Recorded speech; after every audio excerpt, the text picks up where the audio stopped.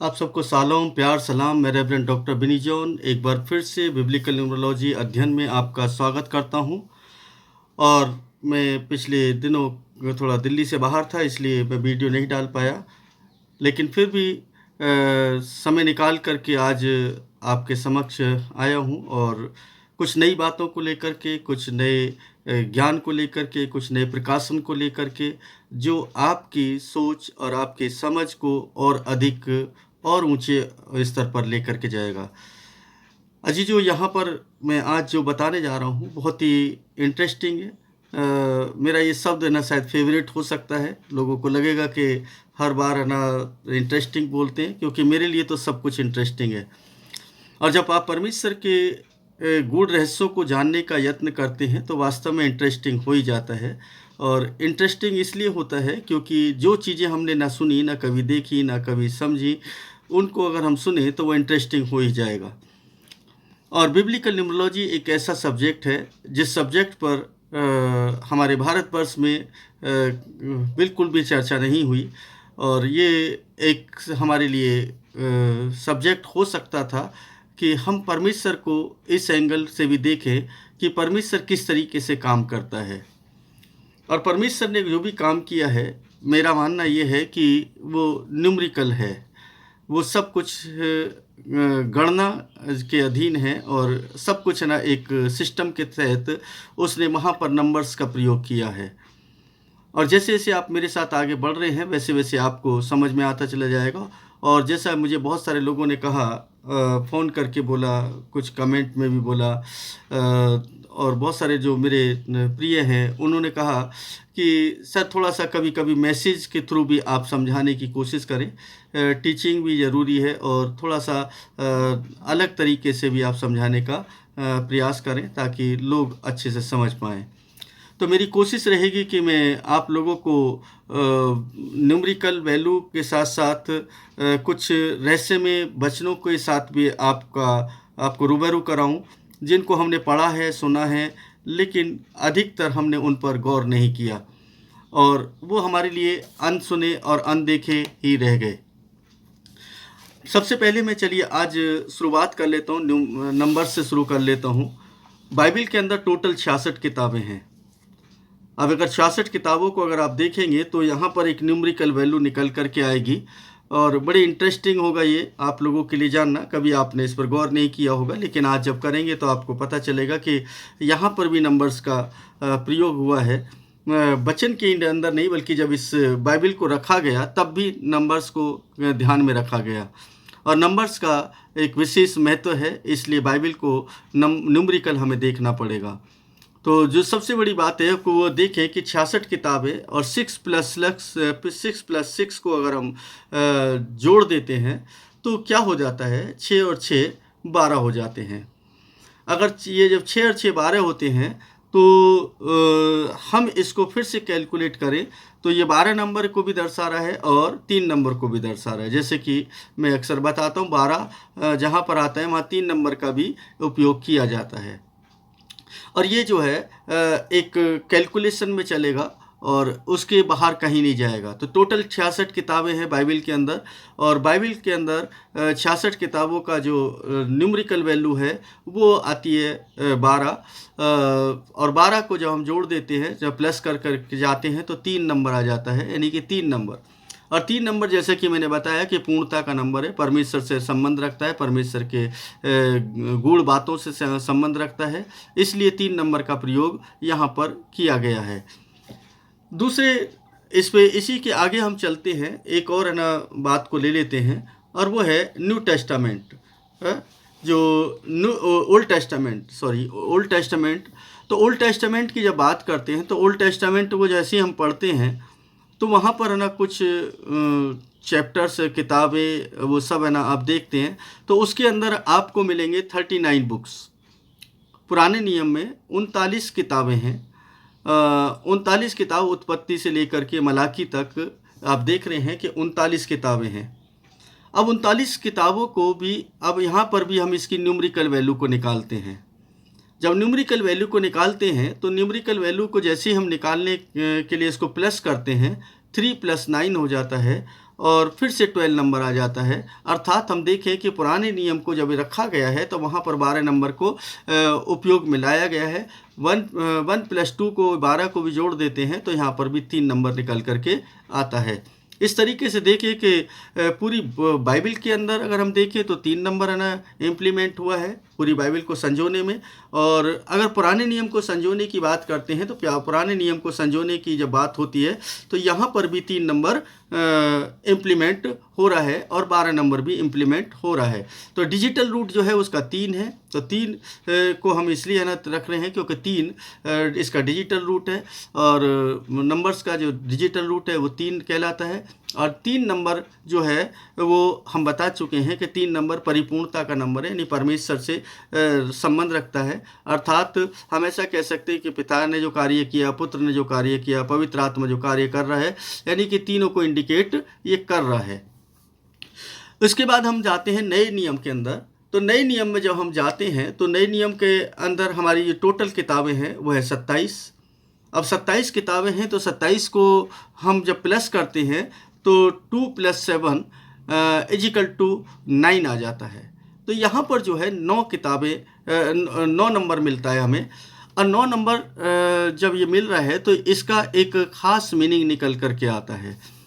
जैसा कि मैंने बताया कि 9 नंबर जो है ये भी परिपूर्णता का नंबर है और ये अंतिमता का नंबर है और अंतिम न्याय का भी नंबर है। आप देखें कि जो पुराने नियम के अंदर पूरा इतिहास है, जो भी कुछ आप देख रहे हैं वो इतिहास है, क्योंकि आपको बाइबल की नॉलेज होना ज़रूरी है। क्योंकि बाइबल आखिर है क्या, बाइबल को ना हम किस एंगल पर देख रहे हैं। पुराने नियम के अंदर तमाम आज्ञाएं हैं, नियम हैं, विधियां हैं, तमाम वो बातें हैं जो बातें है ना परमेश्वर ने उस समय के लोगों के साथ में की है। सृष्टि की रचना है, सृष्टि कैसे बनी, सृष्टि कैसे है ना आगे बढ़ी, वो सारी रचनाएं वहाँ पर हैं। पिछली वीडियो में हमने ना जो चर्चा की थी वो मूसा ने कैसे लिखा होगा उत्पत्ति की बातों को या सृष्टि की बातों को, तो उसके विषय में हमने चर्चा की थी। और पिछली 3 वीडियो जो है वो उसी से संबंधित थी, पहली, दूसरी और तीसरी। तो उसमें हमने जो दिया था कि आदम से लेकर के नूह तक की वंशावली कैसे है ना वो उस पीढ़ी तक वो सारी बातें पहुंची, सारा इतिहास पहुंचा। और नूह से लेकर के अब्राहम तक वो कैसे उस तक पहुंचा, और अब्राहम से लेकर के मूसा तक कैसे पहुंचा, उसके बारे में हमने जिक्र किया था।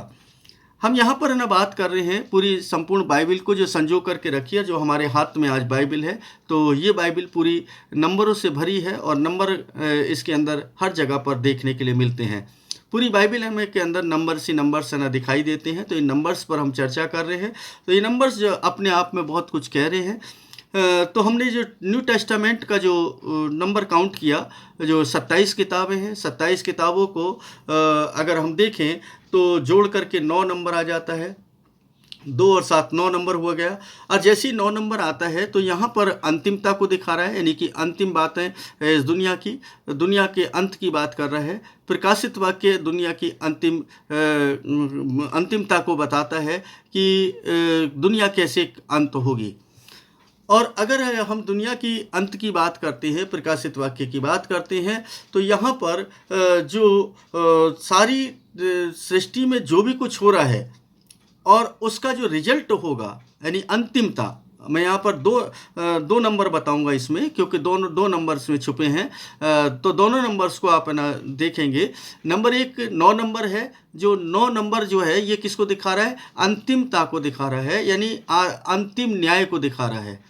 क्योंकि 9 के बाद पुनरावृत्ति है। जैसे मैं बार बार ना बताता हूँ आपको कि 9 नंबर जो है वो पुनरावृत्ति का अंतिम नंबर है। 9 के बाद जो है पुनरावृत्ति शुरू हो जाती है। फिर से 10 आता है तो फिर से उसको प्लस करने पर 1 ही आ जाता है, तो उसका डिजिटल रूट जो है 1 बनता है। उसी तरीके से यहाँ पर 9 आ गया तो अंतिमता आ गया, यानी कि न्याय का समय आ गया। और नए नियम में इस दुनिया के अंत की भविष्यवाणी है। और ये दुनिया के अंत की भविष्यवाणी जो है ये आपको बिल्कुल अद्भुत सी लगेगी और एक अच्छी हेल्दी स्टडी आप इस पर करते हैं और करते रहेंगे, और बहुत सारे लोग इस पर कराते हैं। परमेश्वर सभी को प्रकाशन दे, सभी को समझाए, ताकि ना उस बात को समझ सकें। अगर हम इसको डिजिटल रूट में जाते हैं, 9 के डिजिटल रूट में जाते हैं, तो ये तीन जो है हम उसको नहीं भूल सकते। अगर हम इसको 3 के गुणक में है ना ये नंबर आता है। 3 के गुणक में कैसे आता है? 3 को 3 से अगर गुणा करते हैं तो ये 9 नंबर आता है। मैं आपको बता रहा हूँ कि ना ये जो नंबर्स हैं बिल्कुल स्पष्ट रूप से नहीं है, ये बिल्कुल हिडन है और ये बिल्कुल हिडन रखा गया है इन नंबर्स को, ताकि लोग है ना इसमें जांच सकें, पहचान सकें और उसकी संख्याओं के जोड़ को जान करके पर उसका प्रकाशन पा सकें। और ये परमेश्वर है ना अपने लोगों को, बहुत सारे लोगों को प्रकाशन दे रहा है, बहुत सारे लोग इस पर चर्चा कर रहे हैं, बहुत सारे लोग उस पर बातचीत कर रहे हैं। और जब से ये ना मैंने शुरू किया है तब से बहुत सारे फ़ोन आते हैं, उनके पास प्रकाशन है। मैं उनका स्वागत करता हूँ, वो लोग आएँ और आकर के है ना हाँ लोगों को बताएं, और जैसा भी है ना होगा हम लोग है ना उनको आपके समक्ष लेकर के आएंगे। बहुत सारे भाई और बहन है ना इस वक्त में ऐसे नंबर्स पर प्रकाशन को प्राप्त कर रहे हैं। तो यहाँ पर इसका डिजिटल रूट जो है 3 है ना, जैसे कि हमने बताया कि जब इस संख्या का डिजिटल रूट निकालते हैं तो 3 आता है, क्योंकि 3 से ही डिवाइड हो सकता है और किसी से डिवाइड नहीं होगा। तो 3 से डिवाइड करते हैं तो 3 इंटू 3 को अगर हम काउंट करते हैं, सॉरी डिवाइड नहीं करते, इसको मल्टीप्लाई करते 3 से तो ना 9 आ जाता है। और ये जो 9 नंबर है ये अंतिमता को दिखाता है, और 3 नंबर जो है वो परमेश्वर की योजनाओं को दिखा रहा है, परमेश्वर की परिपूर्णता को दिखा रहा है। यहाँ पर आकर के परमेश्वर ने अपना सब कुछ समाप्त कर दिया है कि अब तो केवल और केवल न्याय है, इसके बाद कोई माफ़ी नहीं, कुछ नहीं, बस अब न्याय होना है। इसका मतलब हुआ कि परमेश्वर ने इस सृष्टि को और इस सृष्टि में रहने वाले लोगों को एक निश्चित समय दिया है। उस समय के अंदर ही लोगों को अपने जीवन को परमेश्वर को समर्पित करना पड़ेगा। पश्चाताप का एक समय है, उस समय का भी समापन अति शीघ्र होने वाला है। अति शीघ्र ना इस दुनिया का अंत होगा, ये है ना मेरा ऐसा मानना है। मैं ऐसा सोचता हूँ कि प्रभु अति शीघ्र आने वाले हैं। उसके साइन एंड सिम्टम भी यहाँ पर इस पूरी दुनिया के अंदर दिखाई दे रहे हैं, पूरी है ना दुनिया उसको देख रही है।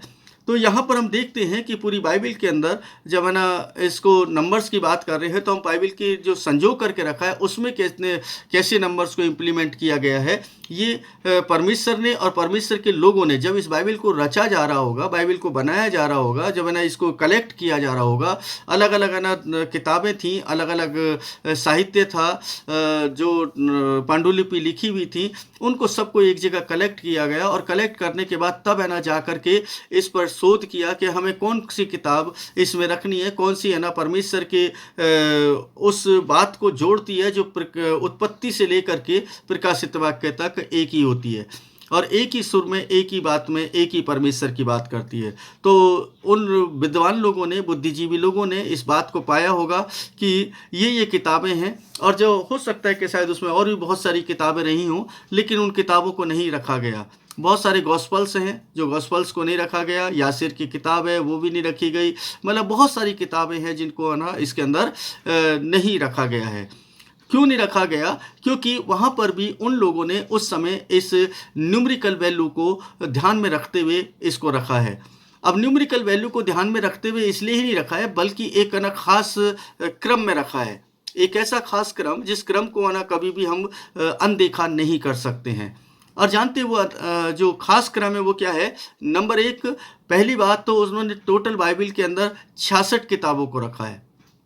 और 66 किताबों को रखा है तो 66 किताबों का मतलब हो गया कि ये 3 नंबर को उन्होंने ज़्यादा महत्व दिया। यहाँ पर कि किसी भी तरीके से अगर हम पिता की बात करते, पुत्र की बात करते, पवित्र आत्मा की बात करते, तो ये 3 नंबर निकल कर के आता है। तो 3 नंबर का होना बहुत ज़रूरी है, क्योंकि 12 नंबर भी परमेश्वर का ना प्रिय नंबर है। 12 नंबर में बहुत काम किया है परमेश्वर ने, और हम समय समय पर और भी बताते रहेंगे। बहुत सारी है ना बातें हैं, क्योंकि जितने नंबर्स मैं अभी तक बता चुका हूँ वो एक बहुत थोड़े हैं। जैसे जैसे ना समय आगे बढ़ेगा वैसे वैसे मैं उन नंबर्स पर दोबारा भी है ना आपको प्रकाशन देता रहूँगा जो मेरे पास पहुंचा है, जो प्रभु ने मुझे दिया है।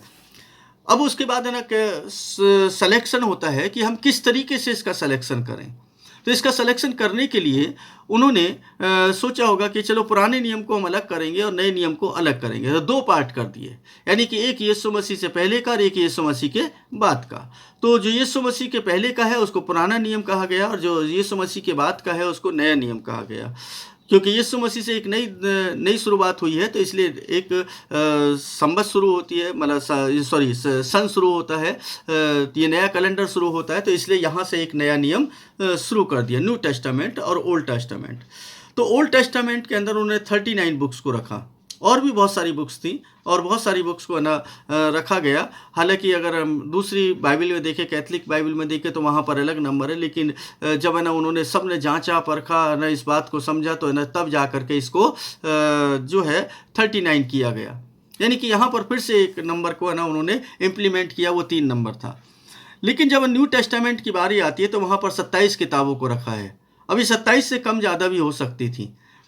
यूहन्ना की 3 पत्रियाँ हैं, वो 3 पत्रियों में ना आप देखिए कि बहुत सारी है ना, बहुत ज़्यादा वो नहीं है, उनको तीनों को एक जगह मिला करके भी किया जा सके। पतरस की 2 पत्रियाँ हैं, उनको भी एक किया जा सकता था। कुरिन्थियों की भी है ना 2 हैं, तो उसको भी एक किया जा सकता था। लेकिन उन सबको है ना अलग अलग पार्ट करके एक न्यूमेरिकल वैल्यू को रखा गया, और वो पहला लेटर दूसरा लेटर करके लिखा गया है, पहली पत्री दूसरी पत्री।